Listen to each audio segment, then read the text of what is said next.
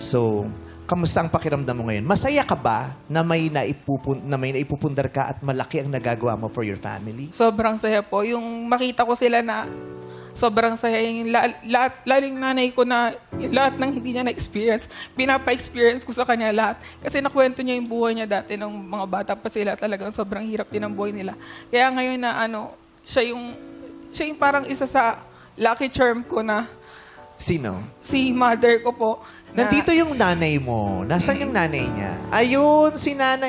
Nanay, ikaw daw ang lucky charm ni Kenneth. Ikaw ang nagbibigay sa kanya ng lakas, ng pag-asa, ng inspirasyon. Ikaw ang pumapawi daw ng kanyang pagod. Para po kami magkatropa niyan, lagi kami magkasama. At saan siya pumunta, lagi kami dalawa magkasama. Tumatambay din ho kayo hanggang alas 3 sa jeep? Hindi naman. Okay, so paano nyo nan po naipapakita ang pagmamahal, ang lambing, suporta sa anak ninyong breadwinner? Yung mga damit niya, nilalam ko pagkakahubad. Yung higaan niya, inaayos ko para pagdating niya, ayos na. Nahayinan ko siya ng pagkain pagka dumating siya. Nararamdaman mo naman ang pagmamahal sa ng nanay mo? Sobra po. Sobra po. Parang sa kanya ko nahanap talaga. Ang dami ko naging friends, dami ko naging kasama. Pero sa kanya ko lang talaga nakita na yung totoong kakampi. Wala nang iba. Siya talaga lang talaga. Malaking bagay ang mga nanay sa mga bading, no? Yeah. Kasi yun ang Takapagtanggol. Oo. Ano pong gusto niyong sabihin kay Kenneth, nanay?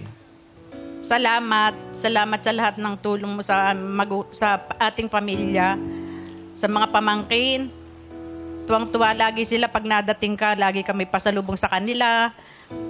Yung pamangkin na ito, siya ang nagpapaaral sa kanya. Pamangkin Maraming po siya, salamat. siya yung Opo. pamangkin? Okay. Tayo ka. Ganda ng haircut mo eh. Oh. Si Kenneth ang nagpapaaral sa'yo. Opo po, simula po dati. Siya po yung nagpapaaral sa akin. Anong gusto mo sabihin kay Kenneth? Tita Enet, maraming salamat dahil pag may mga bayaran kami sa school, pag nahingi kami sa iyo ng pambayad, di ka nagdadalawang isip para magbigay agad. Balang araw, pag ako graduate, babawi ako sa iyo. Sarap. Yun ang pinakagusto ko dito sa segment na to.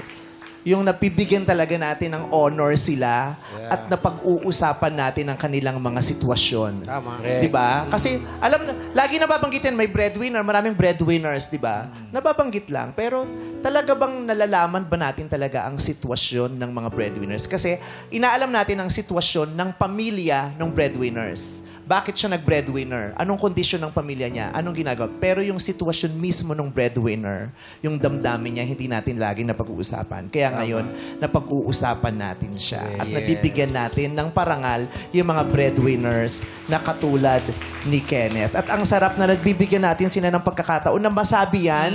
Kasi hindi nyo naman laging nasasabi yan eh. Yung simpleng thank you. Diba? Yung simpleng thank you kay Kenneth ng pamangkin niya, hindi mo naman lagi naririnig yan eh. Hindi mo naman nire-require. Hindi. Pero I'm sure ang sarap Sobrang. sa pakiramdam. Lalo na yung sinabi niya na babawi ako pag nakagraduate na siya. Diba? Kaya itong paglabas kayo ni Kenneth, isa itong realization para sa mga tao nakakaranas ng ganyan. Na hindi porket bading, mahina. Lahat ng tao mahina. Lahat ng tao may kahinaan. Pero, hindi yan habang buhay mahina. Lalo na kung may inspirasyon, lalo na kung may tumutulong. So, yun ang importante sa pamilya, yung magtulungan. Para Suportahan. hindi lang isa yung gagalaw. Mas maganda lahat nagtutulungan. True. Tsaka nagsusuportahan. Yeah. Pagmamahal. Correct. Ang sarap. Okay.